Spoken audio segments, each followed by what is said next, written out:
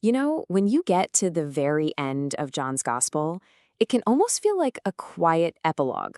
But tucked away in these final verses, we find some of the deepest truths about who Jesus is and what it really truly means to follow him. And it all starts with a simple, very human question. It all kicks off with this really raw, relatable question from John, chapter 21, verse 21. Peter, just after being restored by Jesus on the beach, he turns around, he sees John, and he asks, "Lord, what about this man?" It's a moment of distraction, right? A moment of comparison. And that one little question becomes the spark for a series of profound revelations from Jesus himself. And Jesus' response? Well, it immediately unpacks the first great truth. He pulls our focus away from that crippling distraction of comparing ourselves to others. He invites us into this spiritual freedom that you can only find when your eyes are fixed completely on him. Wow. What a sharp and yet incredibly loving response in John chapter 21, verse 22. With just a few words, Jesus cuts right through all that noise of comparison and issues this direct, personal, and honestly liberating command. It's our human temptation, isn't it, to define our lives horizontally, always looking to the person next to us. But with one command, Jesus completely flips our perspective. He just collapses that horizontal comparison with a singular vertical call. You follow me. The message couldn't be clearer. Your focus isn't meant to be on them. It's meant to be on your walk with him. And here's the bottom line. The call to discipleship is uniquely tailored to you. It's personal. Just like no two paths are ever identical, your mission is not their mission. Your timeline is not their timeline. The specific trials you'll face, the unique story God is writing through your life, none of it is meant to be measured against anyone else's journey. So that flows right into the second revolution. In the very next verse, John gives us this crucial lesson on the danger of misinterpreting God's words, even when we have the absolute best of intentions.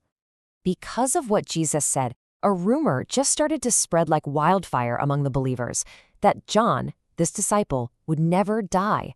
It just goes to show you how quickly a tiny misinterpretation can take root and become accepted as fact. But John, the author, he hits the pause button right here in the story. He forces us to stop and really think about the massive gap that can form between what was actually said and what people heard, or what they assumed. And this is where John teaches us a profound lesson in interpretive humility. Think of it like this. At the very top, the absolute foundation, are Christ's actual words. That is the ultimate authority. Way below that are our own assumptions, and even further down is just speculation and rumor. The principle is unshakable. Scripture must always, always outrank rumor. This brings us to the third truth, and honestly, this one is the bedrock for everything else. John makes it crystal clear that this gospel is not based on some myth or philosophy, but it is anchored in the rock-solid foundation of eyewitness testimony. Now get this. In John chapter 21, verse 24, John isn't just making a casual comment. No way. This is a formal, almost legal statement. He is taking the stand, like a sworn witness in a courtroom, and testifying to the truth of everything he's written down. This is the theological anchor of the entire book. John is basically saying, this is not a legend. It's not secondhand.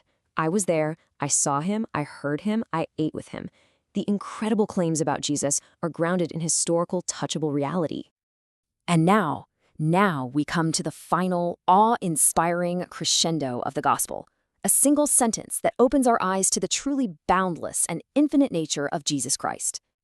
Just listen to the breathtaking final verse of the Gospel John, chapter 21, verse 25. This isn't just poetic exaggeration. It's profound theological truth. John is intentionally ending his account with a horizon line that never, ever stops expanding. So, why couldn't the world contain the books? Because Christ himself is infinite.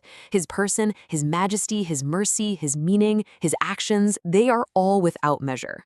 And this isn't just some abstract idea. It means that no problem you face is bigger than his power, and no personal failure is deeper than his mercy.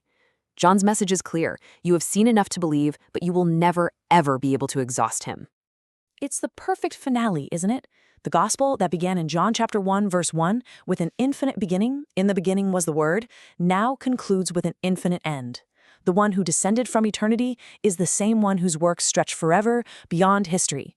He is greater than creation, greater than time, greater than our ability to comprehend.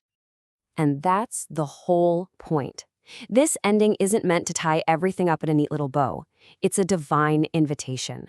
It's designed to leave you in a state of wonder, with a deep hunger to spend a lifetime discovering more and more of who Jesus is. So in the end, our individual stories, our firm grasp on truth, and our unshakable hope for eternity, they're not found by looking at others, and they're not found in rumors or speculation. They are found completely and wonderfully in the limitless person of Jesus Christ.